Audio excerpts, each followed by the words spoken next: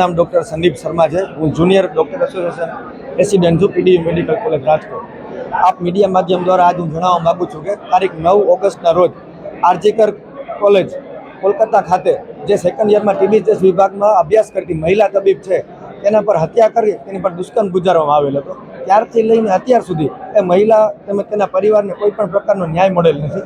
તે માટે થઈ અને ત્યાંના જે જુનિયર ડૉક્ટર અને સિનિયર ડૉક્ટર દ્વારા એક વિરોધ પ્રદર્શન જે શાંતિપૂર્ણ કરવામાં આવી રહેલું હતું, તેના પર 14 તારીખે રાત્રે મોટી સંખ્યામાં એક ટોળું જાય છે, તેના સાથે મારામારી કરે છે, ત્યારબાદ હોસ્પિટલ અને હોસ્ટેલોમાં તોડફોડ કરે છે અને આ ઘટના સાથે સંકળાયેલ જેટલા પુરાવા હતા તે નાશ કરવા માટે એ લોકો દ્વારા પૂરેપૂરો પ્રયત્ન કરવામાં આવે છે।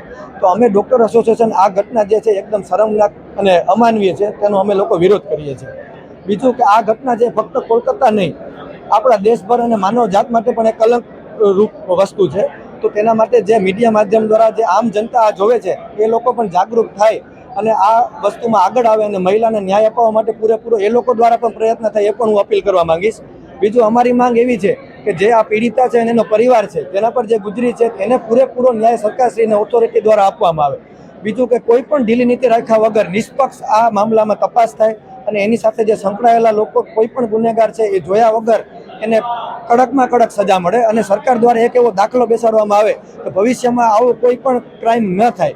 બીજું કે હોસ્પિટલમાં જે આ કિસ્સાઓ થતા હોય છે એ ભૂતકાળથી થતા આવે છે, હજુ સુધી એમાં કોઈ ઘટાડો નથી પણ નોંધપાત્ર વધારો થતો જોવા મળે છે। ભારતભરની મોટાભાગની હોસ્પિટલોમાં બેઝિક સુરક્ષાઓ જેવી કે સીસીટીવી સુરક્ષા કર્મીઓનો અભાવ હજુ પણ છે।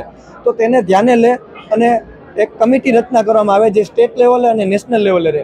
આ હોસ્પિટલમાં જે જોગવાઈઓ સુરક્ષાને લગતી છે એ બધી આવરે અને એક સેન્ટ્રલ પ્રોટેક્ટિંગ એક્ટ છે તેનું તાત્કાલિક ધોરણે એ લોકો દ્વારા અમલીકરણ કરવામાં આવે, જેથી કરીને ડૉક્ટરો માટે એક સેફ વાતાવરણ બને અને તે પોતાની સેવાઓ છે એ બહુ સારી રીતે અને ઇફેક્ટિવલી આપી શકે। આભાર।